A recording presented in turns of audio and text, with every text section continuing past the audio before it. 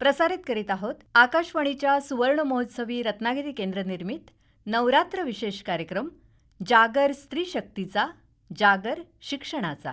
या कार्यक्रमाचे सादरकर्ते आहेत योगीराज बच्चे.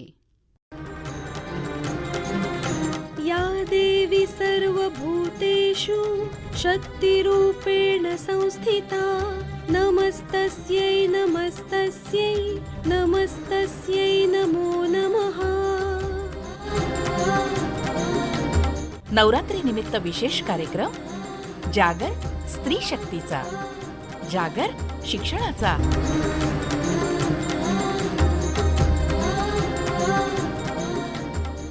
श्रोतेहो नमस्कार.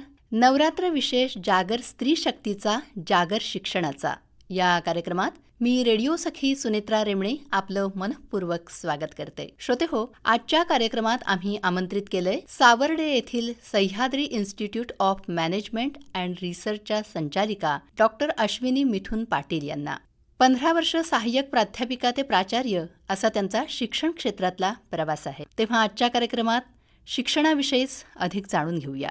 मॅडम नमस्कार. कार्यक्रमात आपलं मनपूर्वक स्वागत. नमस्कार मॅडम, सर्वात प्रथम मला असं सांगा की शिक्षणाचं तुमच्या दृष्टीनं काय महत्त्व आहे? शिक्षण हा माणसाचा तिसरा डोळा आहे आणि हा तिसरा डोळा उघडला तर व्यवस्थित अनुभव घेता येतो, गोष्टींचे आकलन होते, ज्ञान घेता येते. खरे सांगायचे तर शिक्षण हे माणसाला बुद्धीकडे, भावनेला मानवतेकडे व शरीराला कष्टाकडे घेऊन जाण्यासाठी प्रचंड मदत करते. शिक्षण हे असे शस्त्र आहे की ज्याच्यामुळे जगही बदलता येते, असे नेल्सन मंडेला सांगून गेले. मग हे शिक्षण स्त्रीचे असो वा पुरुषाचे, ज्याने होणारा परिणाम सगळ्यांसाठीच सारखा आहे. नक्कीच. मॅडम, मॅनेजमेंट आणि रिसर्च यामध्ये तुम्ही PhD केलेली आहे, तर व्यवस्थापनाची नेमकी संकल्पना काय सांगाल आणि त्याची आत्ता असणारी गरज? हो, नक्कीच. व्यवस्थापन हा अर्थशास्त्राचाच एक भाग मानला जातो. व्यवस्थापनशास्त्र म्हणजेच उपलब्ध असणाऱ्या सर्व संसाधने म्हणजेच रिसोर्सेस, जसे की आर्थिक, नैसर्गिक, तांत्रिक, मानवी संसाधने यांच्या माध्यमातून ठरलेली उद्दिष्टे पूर्ण करणे.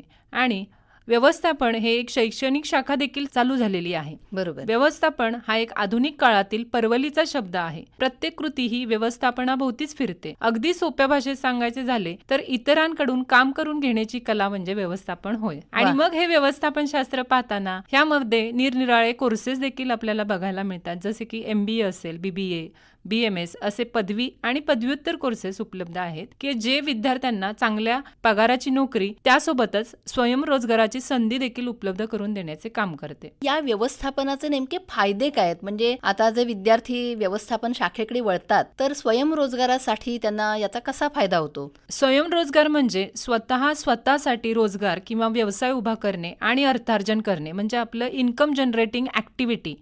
तर अशा क्षेत्रात काम करत असताना अगदी 10वी 12वी किंवा पदवीधर विद्यार्थ्यांना मार्गदर्शन करण्यासाठी आम्ही ग्रामीण भागात जाण्याचे काम करतो, ज्यामध्ये शहरी मुलांना बऱ्यापैकी सगळ्या क्षेत्राबद्दल वरवर का होईना माहिती असते, पण ग्रामीण भागातील खेड्यापाड्यातील मुलांना ह्याची अजिबात माहिती नसते. मग अशा पद्धतीने जेव्हा आपण त्यांना ह्या क्षेत्राबद्दल माहिती देतोय किंवा स्वयंरोजगाराबद्दल आपण त्यांना जेव्हा माहिती देतो, त्याच्यामध्ये स्वयंरोजगार करताना काही बाबी त्यांनी ध्यानात घेणं गरजेचं आहे. स्पर्धेच्या बदलत्या युगात फक्त पारंपरिक शिक्षण हे विद्यार्थ्यांना सर्वांगीण विकास किंवा त्यांचे भावी आयुष्य सुखकर करण्यास उपयोगी पडत नसल्याने कौशल्यांवर आधारित नॉलेज म्हणजे स्किल बेस्ड नॉलेज घेण्याचे काम हे मॅनेजमेंट सारख्या अभ्यासक्रमातून होत असते.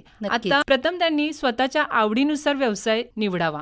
सर्वात महत्वाचे म्हणजे तुम्हाला कोणत्या गोष्टीत आवड आहे हे ओळखा. ज्या कामाची तुम्हाला आवड असते ते काम करताना तुम्हाला आनंद मिळतो आणि ते काम तुम्ही अधिक चांगल्या प्रकारे करू शकता. उदाहरणार्थ, जर तुम्हाला खाद्यपदार्थाची आवड असेल तर तुम्ही फूड ट्रक किंवा क्लाउड किचन सुरू करू शकता. जर तुम्हाला डिजिटल रायटिंग किंवा सोशल मीडिया मॅनेजमेंट यांसारख्या सुद्धा काही गोष्टी तुम्ही चालू करू शकता. म्हणजेच गरज ही शोधाची जननी आहे. नक्कीच. आणि ह्याच माध्यमातून आपण प्रॉब्लेम्सना सोल्युशन मध्ये टर्न करू शकतो. दुसरी बाब म्हणजे बाजाराचा अभ्यास करणे, म्हणजे जे मार्केट आहे त्याचा रिसर्च करणे की तुमच्या आवडत्या व्यवसायाची निवड केल्यावर त्याबद्दल सखोल माहिती गोळा करणे अगदी आवश्यक आहे. तुमचे जे स्पर्धक आहेत त्यांची माहिती तुम्हाला असणे आवश्यक आहे आणि त्यासोबतच बाजारपेठेची देखील माहिती, म्हणजे बाजारातील मागणी, भविष्यातील असणाऱ्या संधी आणि संभाव्य धोके काय आहेत हे देखील पाहणे अगदी गरजेचे आहे. हा, म्हणजे मॅनेजमेंटच्या विद्यार्थ्यांनी पहिल्यांदा स्वतःला ओळखलं पाहिजे नक्कीच आणि मग बाजारपेठेचा अभ्यास करून करणे आवश्यक आहे. हा, म्हणजे स्वतःची आवड जी असेल त्यात सुद्धा तुम्हाला करिअर करण्याची संधी आहे. हो, संशोधनाची जी प्रक्रिया आहे त्याबद्दल तुम्ही काय सांगाल विद्यार्थ्यांना? व्यवस्थापन या क्षेत्रामध्ये विविध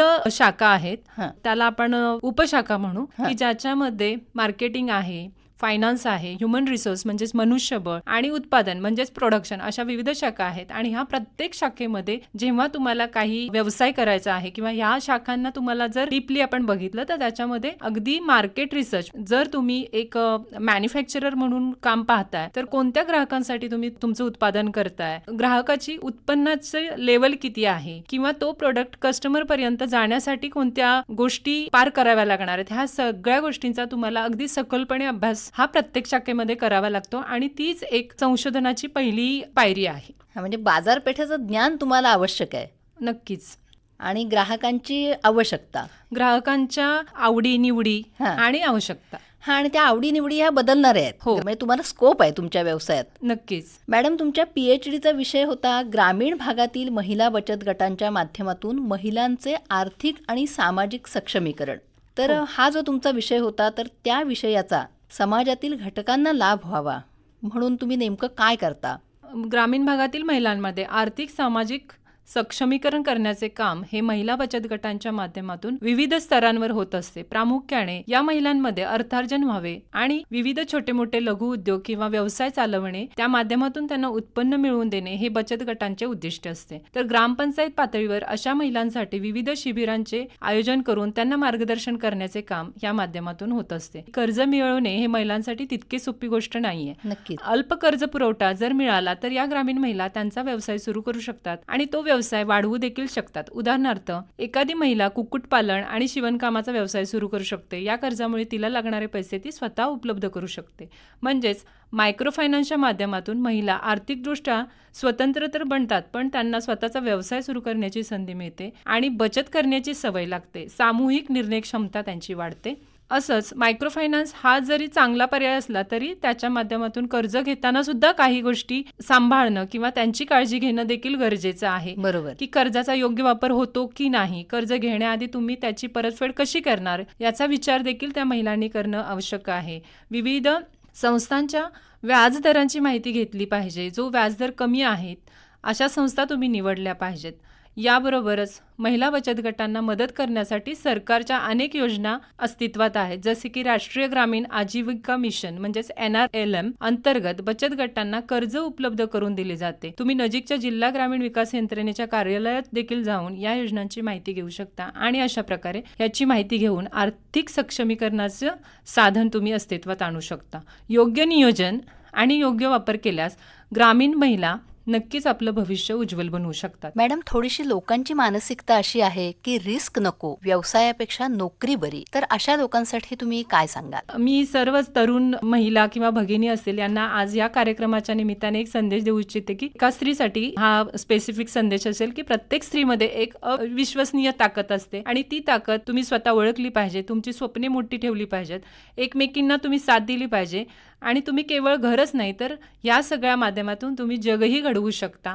त्याचसोबत तरुणांना एक संदेश आहे की त्यांनी जोखीम पत्करली पाहिजे, मार्केटचं ज्ञान घेतलं पाहिजे, नवीन नवीन गोष्टी आत्मसात केल्या पाहिजेत आणि काळाबरोबर बदलत गेलं पाहिजे. नक्कीच. तर आपण आपलं भविष्य नक्कीच उज्ज्वल करू शकतो. हा, म्हणजे तुमचा समाजाकडे बघण्याचा दृष्टिकोन जर बदलला तर तुम्ही नक्कीच यशस्वी होऊ शकाल. हो मॅडम, काही मुलांमध्ये रिस्क घेण्याची थोडीशी क्षमता असते किंवा त्यांना वाटतं की आपण व्यवसाय करावा, स्वावलंबी व्हावं. जो मळलेला रस्ता आहे म्हणजे नोकरीचा, तर त्याच्यापेक्षा सुद्धा आपण आपल्या कलागुणांना वाव द्यावा असं वाटत असतं. तर अशा नवीन तरुणांना ज्यांना नव्यानं उद्योजक व्हायचंय यांच्यासाठी तुम्ही काय सांगाल? प्रत्येकाला एका ठरलेल्या वाटेवरून जाणं सोपं ठरत असतं, पण आपली वाट वेगळी निवडणं ही तशी कठीण गोष्ट आहे. पण काहीतरी वेगळं केल्याशिवाय आपल्याला साध्य ही गोष्टी करता येत नाही. तर त्यामध्ये मी तरुणांना किंवा विद्यार्थ्यांना हे सांगू इच्छिते की त्यांनी उद्योजकतेकडे वळलं पाहिजे, स्वयंरोजगाराकडे वळलं पाहिजे. तर त्यांनी आवडीनुसार व्यवसाय हा निवडला पाहिजे. दुसरी बाब म्हणजे बाजाराचा अभ्यास करणे किंवा मार्केटचं सखोल ज्ञान घेणं, की तुमच्या आवडत्या व्यवसायासाठी निवड केलेल्या गोष्टींची सखोल माहिती ठेवणं फार गरजेचं आहे. ज्याच्यामध्ये तुमचे कॉम्पिटिटर्स असतील किंवा कुठले फर्म्स आहेत तर त्यांची माहिती तुम्हाला ठेवली पाहिजे. मार्केटमध्ये असणारी कॉम्पिटिशन आणि असणारा चढ उतार या सर्व गोष्टींची तुम्हाला माहिती असणं गरजेचं आहे. तिसरी महत्त्वाची बाब म्हणजे एक प्रभावी व्यवसाय योजना म्हणजे स्ट्रॅटेजी तुमची असली पाहिजे. बरोबर. कारण स्ट्रॅटेजिक नॉलेज किंवा त्याची आयडिया असणं गरजेचं आहे. यामध्ये आपण आज व्यवसायातून नेमके काय साध्य करायचे आहे, कोणती सेवा किंवा उत्पादन आपण विकणार आहोत, आपण ग्राहकांपर्यंत कसे पोहोचणार आहोत आणि सर्वात महत्त्वाचे हा व्यवसाय उभारणीसाठी भांडवल किती लागेल आणि कसे उभे करणार आहोत, ह्या सर्व गोष्टींची माहिती आवश्यक आहे. त्यासोबतच कोणताही व्यवसाय म्हणजे की फायनान्स किंवा जे फंड्स असतील तर कुठल्याही व्यवसायाचा एक ब्लड म्हटलं जातं फायनान्सला. तर हे आर्थिक नियोजन आणि त्याची तयारी कशी असली पाहिजे. तर कुठलाही व्यवसाय सुरू करण्यासाठी आपल्याला पैशांची आवश्यकता असते आणि तुमच्याकडे जर पुरेसे पैसे नसतील तर आपणास विविध सरकारी योजनांमार्फत लघु उद्योगांसाठी कर्ज उपलब्ध केले जातात, ज्यामध्ये पंतप्रधान मुद्रा योजना असेल, स्टार्टअप इंडिया यासारख्या योजनांमधून मदत मिळू शकते आणि चांगला व्यवसाय योजनेद्वारे तुम्ही व्हेंचर कॅपिटलिस्ट कडून गुंतवणूक सुद्धा मिळवू शकता. आजच्या युगात यासोबतच या सर्व गोष्टी करत असताना आपला एक ऑनलाईन अपिअरन्स म्हणजे की ऑनलाईन आपली उपस्थिती, आपल्या उद्योगाची उपस्थिती असणे, आपल्या प्रोडक्टची उपस्थिती असणे गरजेचे आहे. कारण आपण प्रोडक्ट करतो कोणत्याही एका ठिकाणी तर तो जगभरामध्ये कसा पोहोचेल ऍडव्हर्टायझिंग महत्त्वाची आहे. ह्याचं माध्यम हे ऑनलाईन अपिअरन्स मग ते देखील गरजेचे आहे. त्याच्याकरता तुमच्या व्यवसायामध्ये एक सोपी गोष्ट करणे जसे की तुमची एखादी वेबसाईट, आकर्षक वेबसाईट तुम्ही तयार करणे, व्यवसायाची जाहिरात करणे, ऑनलाईन जाहिरात देऊन तुम्ही अधिक ग्राहकांपर्यंत पोहोचू शकता. आता कोणत्याही व्यवसायाची महत्त्वाची गोष्ट म्हणजे योग्य परवाने आणि त्या व्यवसायाची नोंदणी म्हणजे रजिस्ट्रेशन्स असणं देखील गरजेचं आहे. त्यासोबतच लायसन, यासाठी आवश्यक ते सरकारी परवाने आणि नोंदणी प्रक्रिया पूर्ण करणं गरजेचं आहे. त्यासाठी स्थानिक नगरपालिका, उद्योग विभाग व इतर सरकारी संस्थांकडून योग्य माहिती मिळवणे आवश्यक आहे. आणि या सर्व गोष्टी करत असताना व्यवसाय जगत हे सतत बदलत असते. स्वतःच्या कौशल्यांमध्ये तुम्ही जर सुधारणा केल्या त्या वेगवेगळ्या वर्कशॉप, सेमिनार किंवा शिबिरांच्या माध्यमातून तुम्ही बाजारातील नवनवीन ट्रेंड्स ची माहिती मिळवून त्यामध्ये स्वतः सुधारणा करणे देखील गरजेचे आहे. आणि थोडंसं उद्योजकांना लवचिक असायला हवं. हो, फ्लेक्झिबिलिटी खूप महत्त्वाची आहे व्यवस्थापन क्षेत्रामध्ये किंवा उद्योजकांमध्ये देखील. मॅडम, या मुलाखतीच्या माध्यमातून तुम्ही तरुणांना तसंच महिलासुद्धा आहेत ज्या उद्योजकतेच्या क्षेत्रामध्ये नव्यानं प्रवेश करू इच्छितात, तर अशा सगळ्यांसाठीच काय संदेश द्याल?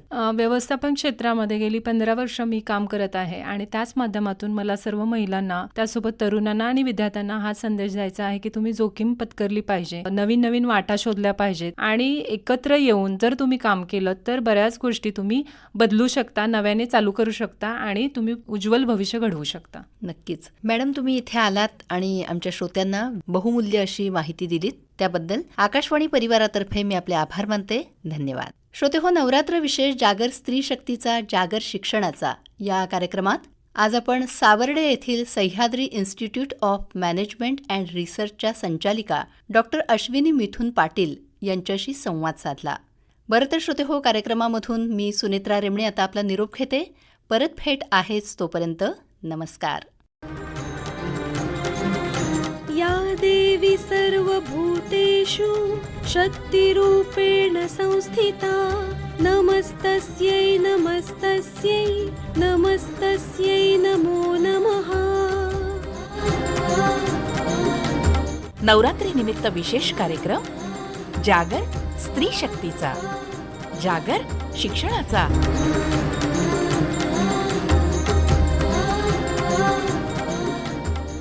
आत्ताच आपण ऐकलात आकाशवाणीच्या सुवर्ण महोत्सवी रत्नागिरी केंद्र निर्मित नवरात्र विशेष कार्यक्रम जागर स्त्री शक्तीचा, जागर शिक्षणाचा. या कार्यक्रमाचे सादरकर्ते होते योगीराज बच्चे.